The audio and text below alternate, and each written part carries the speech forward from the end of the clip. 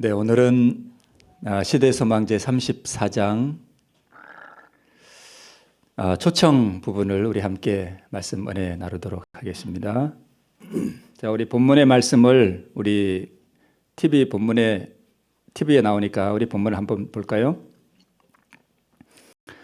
마태복음 11장 28절부터 30절까지 있는 말씀입니다. 수고하고 무거운 짐진 자들아 다 내게로 오라. 내가 너희를 쉬게 하리라. 나는 마음이 온유하고 겸손하니 나의 멍에를 메고 내게 배우라. 그러면 너희 마음이 쉼을 얻으리니 이는 내 멍에는 쉽고 내 짐은 가벼움이라 하시니라.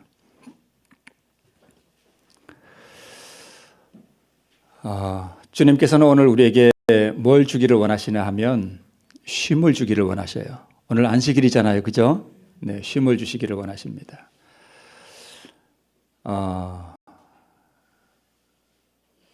우리 이 안식일은 우리가 하늘에 가서 누릴 영원한 안식에 대한 하나의 표상이죠. 네. 여기 우물가에 나왔던 이 수가의 여인, 이 여인은 마음속에 큰 짐을 하나 안고 있었습니다. 그렇죠? 네. 죄의 짐도 있었고 또 그의 마음에는 평안이 없었습니다. 영적으로도 평안이 없었고 또 세상적으로나 또 환경적으로도 그에게는 평안이 없었습니다. 그래서 우리 성경에 보면 이 여자가 한낮에 물을 뜨러 왔다고 이렇게 표현을 하고 있죠. 그래서 대낮에 사람들이 뜨거워서 안 다닐 때 물을 뜨러 온 것을 보면 사람들과의 교류도 없었고 홀로 살아가는 그러한 여인이었던 것 같습니다. 자, 우리 시대소망에 우리 이 여인에 대해서 이렇게 묘사하고 있습니다. 자기 생활의 과거가 자기 앞에 펼쳐졌을 때에 그 여자는 자신의 큰 부족을 깨닫게 되었다. 그 여자는 수가의 샘물로는 결코 만족할 수 없는 영혼의 갈증을 깨달았다.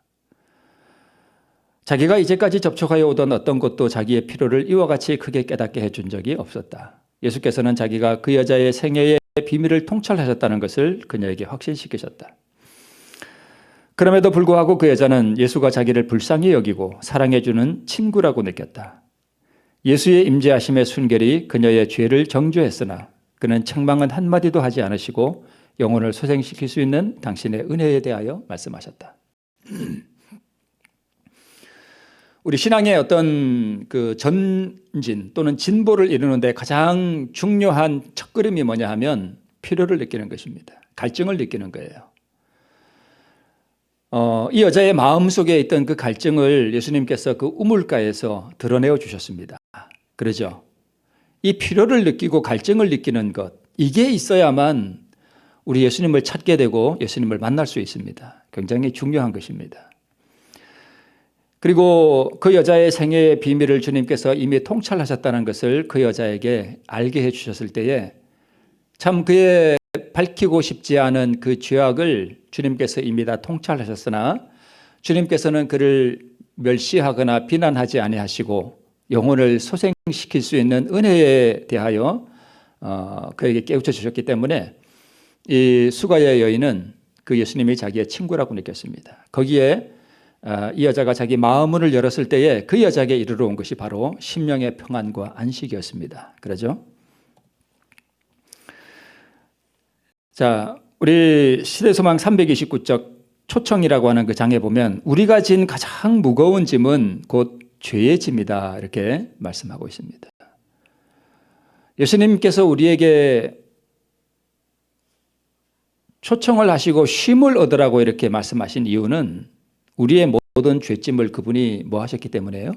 이미 다 지셨기 때문입니다. 그래서 우리는 주님께 우리의 모든 짐을 맡길 수 있습니다. 이사야 53장 6절에 여호와께서는 우리 무리의 죄악을 그에게 담당시키셨다 이렇게 말씀하고 있습니다. 자, 무거운 짐. 종교적 형식에 지나친 주의를 하던 서기관들과 랍비들은 의식적인 참여로서는 채울 수 없는 부족감을 느꼈다. 그리고 세리들과 죄인들은 유격적이고 세속적인 것에 만족하는 그러한 것으로 뭔가 영혼의 안식과 평안을 얻으려고 했지만 그들의 마음에는 불신과 공포가 있었다라고 우리 본문에 그렇게 나옵니다.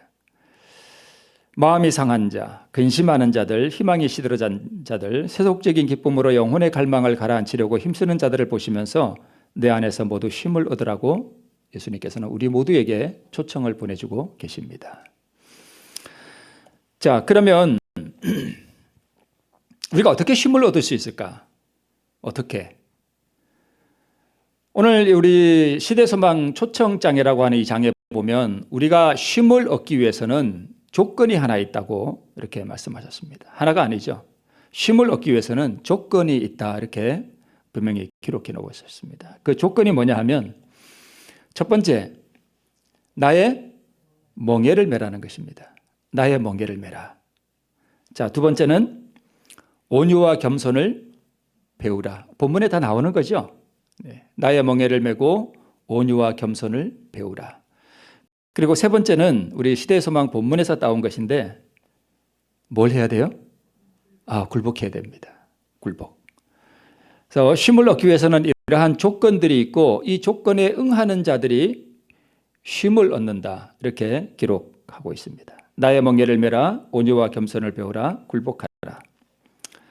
자, 먼저 나의 멍에를 메라 하는 부분을 우리가 한번 좀 보겠습니다. 여기 어떤 한 여자가 나오죠. 자, 이 여자가 지금 물통을 이렇게 쥐고 있잖아요. 그죠? 쥐고 있잖아요. 근데 이 물통을 손으로 들면은 힘들겠죠? 그런데 이렇게 지게에다가 지니까 쉬워요? 어려워요? 더 쉽죠? 그래서 지금 이 멍에는 이 여자가 어깨에 쥐고 있는 저 지게와 똑같습니다. 그러죠?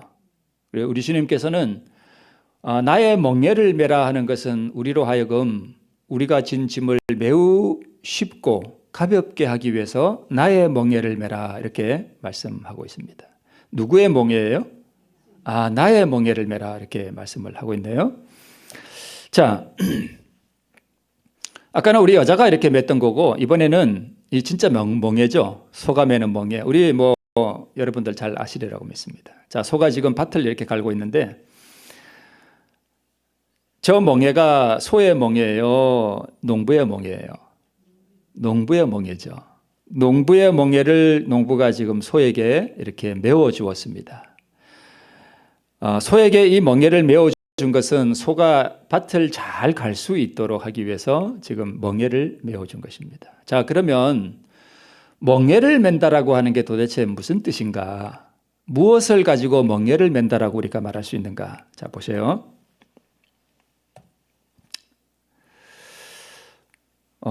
전에도 그러더니 오늘 또 그러네요. 이게 무슨 문제가 있는 것 같습니다. 네.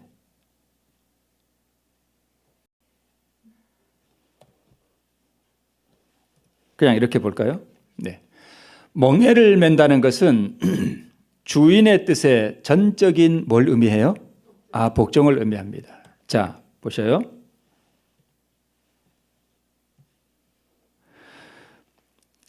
이 소를 보면 이 소가 전에도 한번 제가 말씀드렸죠. 제가 이걸 해보지는 않았습니다만은 이리야 하면은 소가 잘 알아듣죠. 가고 워 그러면 소가 섭니다. 아주 희한하게 말을 잘 알아들어요. 그죠? 그 다음에 이제 왼쪽으로 가려 그러면 이 뒤에 있는 줄을 하나 잡고 있잖아요. 뭐라 하는지 모르지만 또 이쪽으로 넘기고 그죠? 또 이쪽으로 넘기기도 하고. 네, 왼쪽으로 살살 두드리면 왼쪽으로 가고 오른쪽으로 살살 두드리면 오른쪽으로 가고. 자, 이 멍에를 맨다 하는 것은 이 소가 주인이 가고자 하는 대로 또는 서고자 하는 대로 전적으로 뭐 한다는 뜻이에요? 복종한다는 뜻입니다. 그러죠?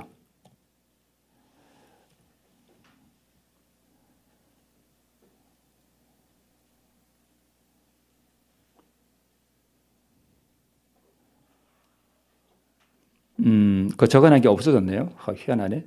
네. 자, 그리고 이제 그냥 하겠습니다. 자, 멍에를 맨다 하는 것의 두 번째 뜻은 뭐냐 하면 이 소는 밭을 갈 때에 자기 뜻 또는 자기 계획 이런 것이 있을까요? 있을까요? 없습니다. 자기의 계획과 자기의 생각과 자기의 욕망과 또는 자기의 욕구대로 절대 행하지 않습니다. 이게 멍에를 맨다는 뜻입니다. 그래서 우리가 신앙을 하면서 참 평안을 누리기 위해서는 나의 계획과 나의 뜻과 나의 생각과 나의 욕망과 이런 모든 것들을 다 뭐 해야 될까요? 포기해야 됩니다. 그래야 안식이 이르러 온다고 그렇게 말하고 있습니다. 그리고 이 소는 전적으로 자기의 뜻을 행하는 것이 아니라 주인의 뜻을 행합니다. 자기의 뜻이 전혀 없습니다.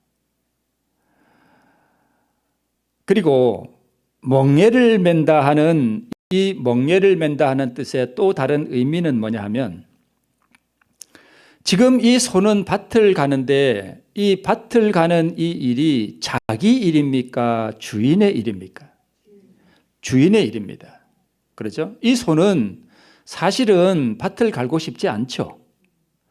그냥 풀밭에 누워서 풀이나 뜯어먹고 조용히 그냥 쉬면은 그게 쉬는 것 같죠. 그러나 우리가 영적으로 보면 자기 개인의 안위를 위해서 사는 삶에는 안식이 없다는 것입니다. 그래서 이 소가 밭을 매는 것은 봉사입니다. 그래서 멍에를 맨다 하는 네 번째 뜻은 봉사의 삶을 살아간다 하는 뜻입니다. 자, 이게 무슨 나무인가요? 사과나무죠. 사과나무가 이렇게 꽃이 피고 그다음에 열매를 맺어서 가을에 이렇게 아름다운 사과를 주렁주렁 맺었잖아요. 그죠? 그런데 사과나무가 이 사과 열매를 이렇게 주렁주렁 아름답게 맺은 것은 자기가 먹으려고 맺었나요? 자기 먹으려고요? 아닙니다. 자기 먹으려고 절대 맺지 않았습니다. 이 사과나무는 사과를 맺어가지고 다 누구 줍니까? 필요한 사람에게, 배고픈 사람에게 줍니다. 이게 봉사입니다. 세상의 모든 만물은 다 이렇게 살아갑니다. 자기를 위해서 살아가는 것이 하나도 없습니다. 짐승들, 우리 육식하는 짐승들은 자기를 위해 살아가는 것 같죠. 다른 초식 동물을 막 잡아먹으니까, 그죠? 자기를 위해 살아가는 것 같죠. 그러나 여러분, 육식 동물들이 초식 동물을 안 잡아먹으면 이 지구가 어떻게 될까요? 다 망가져 버립니다. 왜요? 초식 동물들이 너무 많아져 가지고 풀이 남아나질 않습니다. 지구가 다 망가져 버려요. 그래서 육식 동물들이 초식 동물을 잡아먹는 것도 사실은 자기를 위해서 잡아먹는 것 같지만 다 그것도 어떤 면에서는 봉사입니다. 자, 여기 아름다운 꽃이 피었습니다. 그리고 속에다가 뭘 맺는가 하면 꿀을 맺습니다. 자기가 먹으려고 꽃이 꿀을 맺나요? 아니요. 다 봉사하고 남에게 주기 위해서, 벌에게 주기 위해서 꿀을 맺습니다. 그리고 아름다운 향기를 토하는 게 자기를 위해서가 아니라 남을 위해서입니다. 지금 이 꽃이 꿀을 맺은 것은 이 벌새로 하여금 꿀을 빨아먹을 수 있도록 하는 것입니다. 그래서 세상의 모든 만물은 봉사의 멍에를 메고 살아가게 되어 있습니다. 그것이 하나님의 뜻입니다. 자, 이 벌은 꽃에 가가지고 꿀을 따면서 꿀을 취하면서 또 무슨 봉사를 해요? 씨를 맺을 수 있도록 수분을 위해서 봉사를 하는 것입니다. 태양은 우리에게 햇빛과 빛과 열을 주죠. 태양은 자기를 위해서 살지 않습니다. 우리를 위해서 존재하는 것입니다. 세상의 모든 만물들이 다 그렇습니다. 그런데 유독 자기를 위해 살아가는 존재가 있습니다. 누굴까요? 사람과 또 마귀가 그렇게 살아갑니다. 철저하게 이기적입니다. 그러니까 우리는 마귀를 닮았어요. 근본적으로 타락했기 때문에. 그래서 이 이기심과 자기를 위해서만 살아가는 이것을 깨뜨리지 아니하면 그러한 정신을 가지고는 천국에 합당하지가 않습니다. 그래서 천국에 가려면 증언의 말씀에 보면 우리의 이기심이 털끝만큼이라도 이기심이 우리 마음에 남아있으면 하늘에 합당하지 않다 그랬습니다. 이게 없어져야 됩니다. 그래서 우리가 이 시대의 소망을 우리가 공부하면서 내가 남을 위해서 진짜 봉사의 삶을 살아가고 있는가, 아니면 나의 이기적인 삶을 위해서 내 생애를 소비하고 있는가를 보면 내가 천국에 합당한가 혹은 그렇지 아니한가를 우리가 알 수 있습니다. 그래서 우리 예수님께서는 이 땅에 오셨을 때에 나의 하나님이여 내가 주의 뜻 행하기를 즐기오니 주의 법이 나의 심중에 있나이다 하였나이다. 그래서 다섯 번째로 이 멍에는 무엇을 의미하는가 하면 하나님의 율법입니다. 멍에가 하나님의 율법이에요. 그래서 여러분 율법대로 살아가면 평안이 있고 쉼이 있습니다. 자, 제가 우리 여기서 신림으로 해서 이렇게 원주를 나갈 때 도로를 이렇게 가다 보면 앞에 빌빌이들이 참 많아요. 큰 차들이 많이 가잖아요. 답답해서 뒤에 못 따라가요. 가끔 추월할 때가 있거든요. 근데 내가 가야 할 우측 도로를 벗어나서 사실 그러면 안 되는데 중앙선을 넘어가면 제 마음이 평안할까요? 불안할까요? 불안합니다. 왜요? 내 길이 아니기 때문입니다. 법을 벗어났기 때문에 불안이 밀려옵니다. 왜요? 다른 차하고 부딪히거든요. 그래서 제가 추월을 하면 제 집사람이 아주 정색을 하고 난리를 칩니다. 불안해요. 그래서 하나님의 멍에, 주의 멍에를 메고 내가 주의 법도 안에서 봉사의 삶을 살아갈 때가 참으로 평화롭고 안식이 있다고 하는 사실을 우리는 세상 가운데서도 배울 수 있습니다. 그래서 봉사를 위해 매는 멍에는 곧 하나님의 율법입니다. 그래서 율법, 봉사, 멍에 이게 다 같은 것이죠. 네.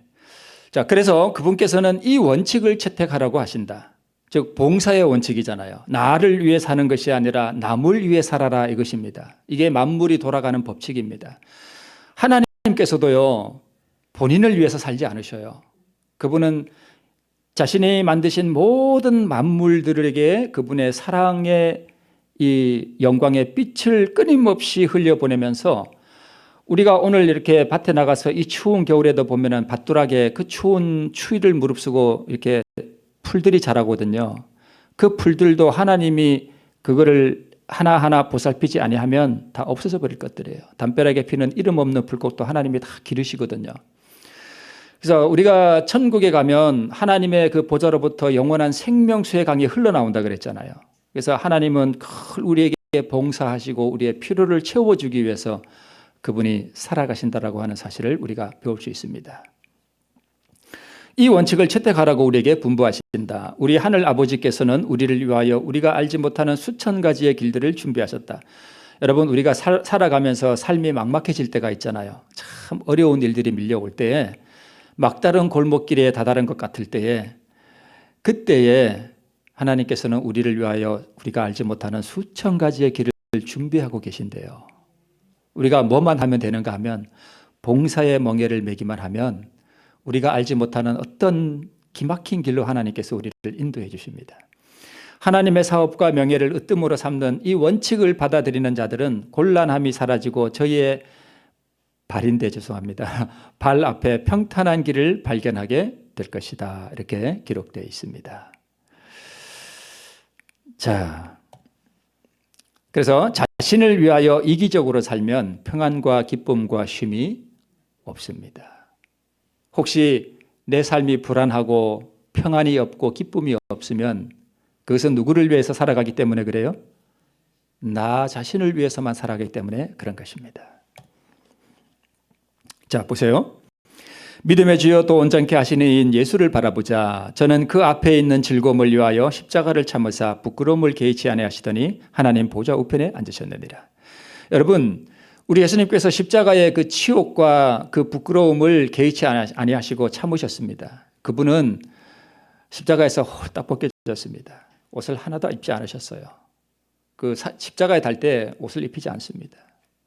만유의 왕이 되시고 우리의 영원한 아버지 되신 그분께서 하늘과 땅 사이에 달려서 옷을 완전히 벗기웠습니다. 너무너무 부끄럽고 수치스러운 일이었습니다. 그러나 주님께서는 어떤 즐거움을 위해서 그걸 참으셨대요. 그 즐거움이 뭐냐 하면 그 부끄러움을 당하시고 우리를 위하여 속죄의 봉사를 하시고 나면 그 속죄의 봉사를 통해서 구원 얻을 영혼들을 바라보는 즐거움 때문에 그걸 참으셨다는 것입니다. 오늘 여기 앉아있는 나, 이 추운 겨울에 성전을 찾아서 말씀을 듣기 위하여 여기 앉아있는 바로 나 자신이 구원을 받아서 그 영원한 본향에 이르러 올 때 우리를 이렇게 안아주시겠죠? 그때 그 무한한 그 기쁨이 우리에게도 기쁨이 되겠지만 우리 예수님에게도 그것이 말할 수 없는 기쁨과 즐거움이 된다는 것입니다. 그것을 위해서 그것을 참으셨다는 것입니다. 그 봉사잖아요, 그죠? 자기 희생, 봉사를 하셨다는 뜻입니다. 자, 남에게 복주기 위하여 우리가 그분의 선물을 사용할 때에 생애의 짐이 가벼워짐을 깨달을 것이다. 하나님의 계명의 법도 안에서 행하는 자는 그리스도와 함께 행하는 것이므로 그분의 사랑 안에서 그 마음은 쉼을 얻는다. 여러분, 내가 가진 것을 이렇게 줄 때가 기쁠까요? 받을 때가 기쁠까요? 줄 때가 기쁩니다. 그죠?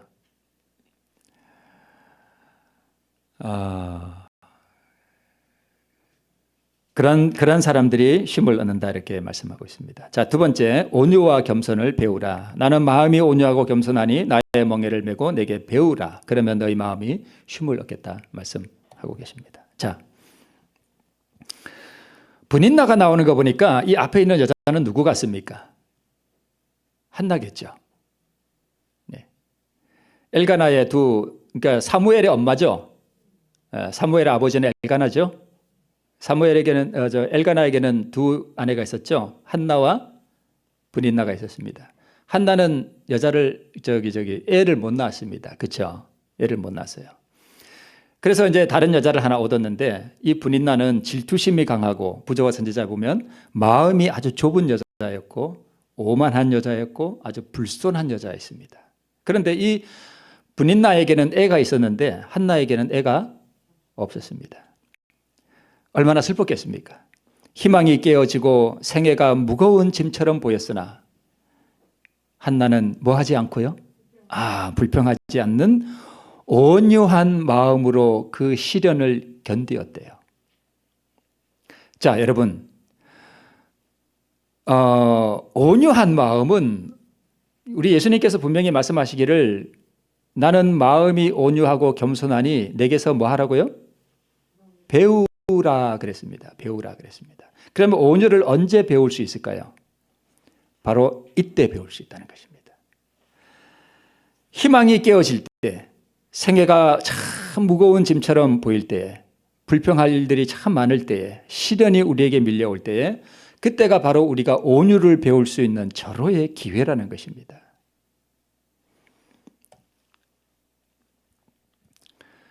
자, 이 한나는 가정에서는 애를 못 낳아가지고 참 그 생애의 무거운 짐과 말할 수 없는 슬픔 가운데 있는 그런 상황이었는데 집에서 자 이제 교회에 왔습니다. 교회에서는 어떤 일이 있었냐면 목사님이 책망으로 훈계하리라 생각하고 아주 엄하게 내가 언제까지 취하여 있겠느냐 포도주를 끊으라 라고 말하였다. 이 한나는 너무 마음이 슬픈 여자라 교회에 와서 뭐 했습니까? 하나님 앞에 자기의 마음을 토로했습니다. 슬픈 마음을. 그래서 중얼중얼 하고 이렇게 기도를 하는 모습을 담임 목사님이 보고 저 집사님이 지금 뭐 했구나? 술을 먹었구나. 그렇게 생각하고 아주 엄하게 책망했습니다. 자, 집에서도 인정받지 못하고 집에서도 슬픔이 가득한 여자였는데 교회 와서도 뭘 당해요? 오해와 몰이해를 당했습니다. 포도주를 끊으라고 말하였다. 그래서 한나가 이렇게 말했습니다. 그러니까 마음이 아프고 놀랐으나 어떻게 대답했습니까? 온유하게 대답했습니다. 나의 주여 그렇지 아니하니이다. 나는 마음이 슬픈 여자라.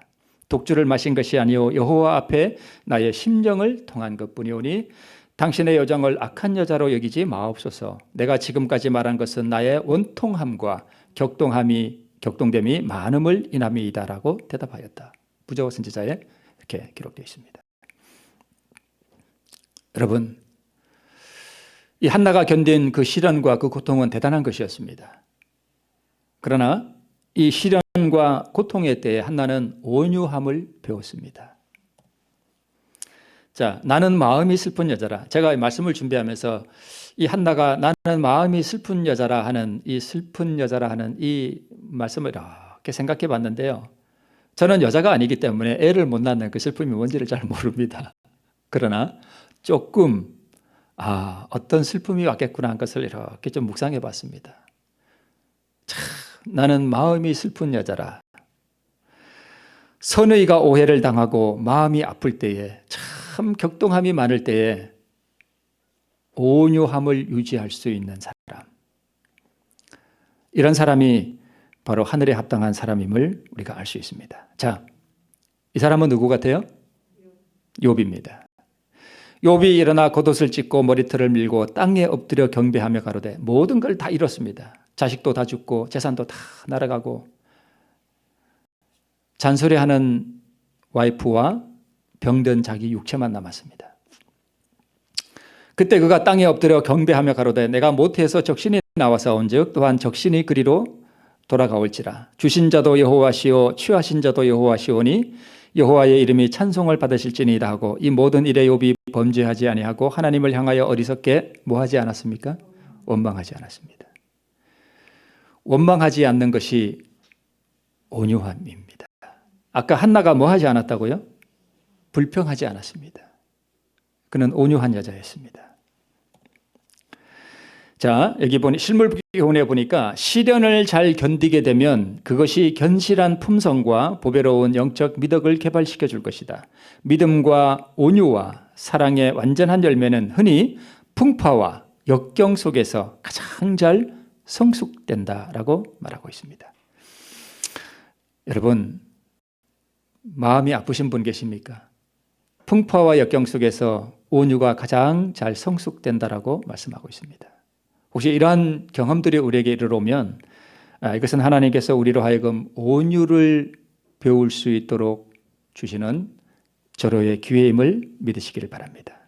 그러나 모든 품성의 아름다움은 여러분, 우리가 품성의 온유함을 내가 잘 닦고 갈고 연마하면 그런 것이 내가 가질 수 있을 것 같지만 사실은 한나나 욥이나 품성의 온유함이 없었는데 자기가 시련 가운데 잘 개발한 것이 아닙니다.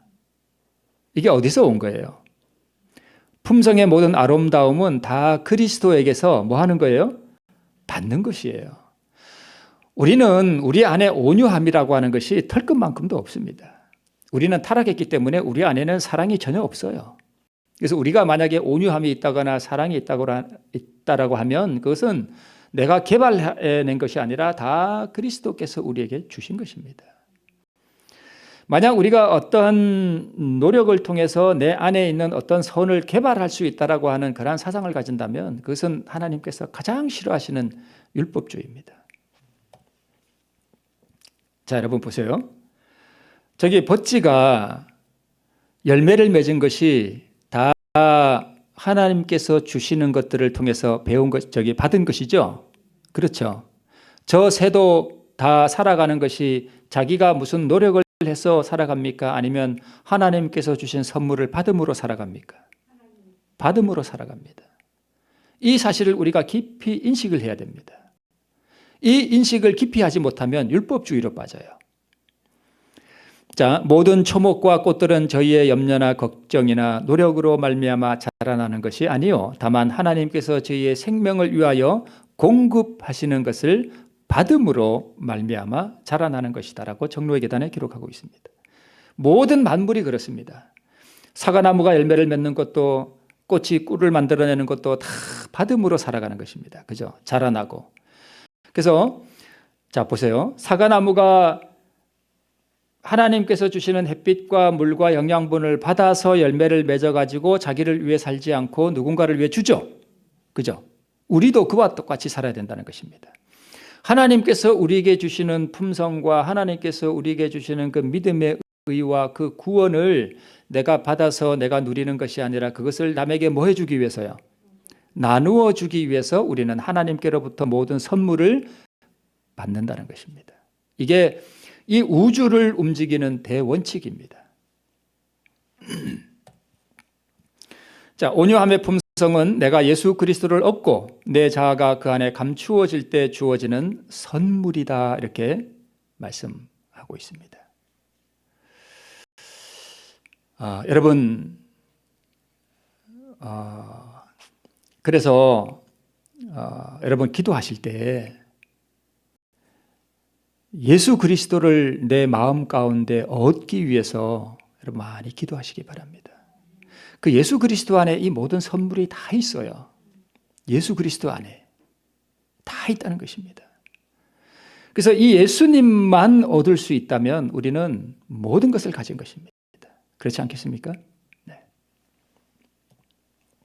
세 번째는 굴복하라입니다. 굴복해야 멍에를 맬 수 있습니다.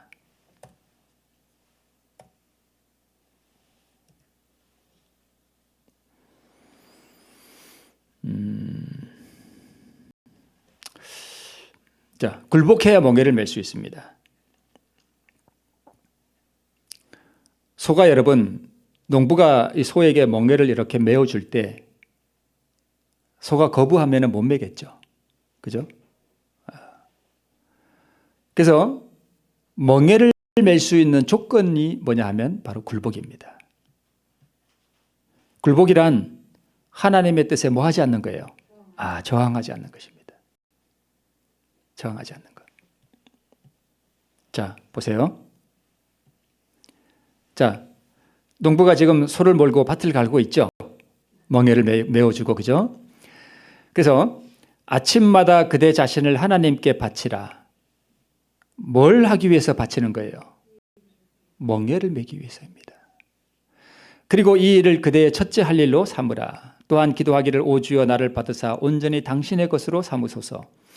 나는 나의 모든 계획을 당신의 발 앞에 놓나이다. 오늘 나를 당신의 일에 써 주시옵소서. 이게 지금 누가 하는 기도예요? 만약에 저 소가 신앙을 가지고 있다면 저 소가 하는 기도예요. 그렇겠죠? 저 소가 지금 밭을 갈기 위해서 주인이 아침에 멍에를 메어주면 이 주인의 뜻에 저항하지 않고 순순히 굴복하고 그 멍에를 메고 주인의 뜻을 따라서 밭으로 가고, 주인이 가라면 가고 주인이 서라면 서고, 왼쪽으로 가라면 왼쪽으로 가고 오른쪽으로 가라면 오른쪽으로 가는 이 모든 것들이 다 이 한 장의 그림 안에 다 들어있습니다. 우리가 저 소와 같이 하라는 것입니다. 거기에 완전한 평화와 완전한 쉼이 있다는 것입니다. 이 소가 만약에 진짜 이런 신앙심이 있어서 저 농부를 하나님으로 알고 오 주여 나를 오늘 당신의 일에 써 주시옵소서. 나의 멍에를 당신의 멍에를 내게 메어 주시옵소서. 나를 오늘 당신의 일에 써 주시옵소서. 나와 같이 하여 주시고 나의 모든 일이 당신 안에서 성취되게 하옵소서 할 것이다. 농부가 하고자 하는 일이 이 소를 통해서 다 이루어지잖아요. 그렇죠? 농부가 밭을 가려고 하는 이 농부의 뜻이 이 소 한 마리를 통해서 이루어진다는 말입니다. 그러면 어떤 방법으로 이루어지느냐? 멍에를 메어줌으로 이루어진다는 것입니다. 이 원칙을 우리도 채택하라는 것입니다. 나를 위해 사는 것을 포기하라는 것입니다. 만약 예수님이 우리 안에 거하시고 우리가 예수를 만나게 되면 우리는 더 이상 나를 위해 살지 않습니다. 그분을 위해 살게 되어 있습니다. 오늘 이 기도가 이 소의 기도와 똑같죠. 자, 계속해서 이게 정로의 계단에 있는 말씀입니다. 이것이 날마다 행할 일과이다. 아침마다 그 날을 위하여 자신을 하나님께 바치라. 소는 밭으로 나와서 일하기 전에 자신을 농부에게 뭐 한 거예요? 바친 거예요. 모든 계획을 하나님께 맡겨 그의 섭리에 따라 행하기도 하고 그만두기도 할 것이다. 농부가 점심 때까지 일하다가 오늘은 그만하고 이 집에 들어가야 되겠다 하고 들어가면 누구도 들어가는 거예요? 소도 들어가고, 오후에 다시 밭에 나가서 일해야 되겠다 그러면 소의 모든 일은 농부의 뜻에 따라서 움직인다는 뜻입니다. 이게 멍에를 맨다는 뜻입니다. 이렇게 함으로써 그대들은 날마다 그 생애를 하나님의 손에 맡기게 되고, 이 소는 자기 생애를 누구에게 맡겨요? 농부에게 맡긴 것입니다. 따라서 그의 생애는 그리스도의 생애를 모방하게 될 것이다. 이 소가 농부와 동행하는 것은 농부의 일을 할 때입니다. 그렇죠? 그때 동행하는 것이죠. 우리도 그와 같이 하면 우리 마음의 영원한 안식과 평화를 얻을 수 있다는 것입니다. 성화의 가장 고귀한 열매는 온유의 은사이다. 이 은사가 영혼을 주관할 때 성벽은 그 감화로 말미암아 형성된다. 그런 사람은 항상 하나님을 모시는 생애를 살며 하나님의 뜻에 자기의 의지를 뭘 시켜요? 복종시킨다. 이게 굴복입니다. 그의 지력은 모든 신성한 진리들을 깨닫게 되며 의심하거나 지체하지 않고 의지를 모든 신성한 교훈에 굴복시킨다. 진정한 온유는 마음을 부드럽게 하며 밭 가는 소가 성질이 못 되면 어떻게 할까요? 엉뚱한 대로 막 하고 그러겠죠. 소는 멍에를 메고 밭을 갈 때 아주 온유합니다. 그렇겠죠? 아주 온유합니다.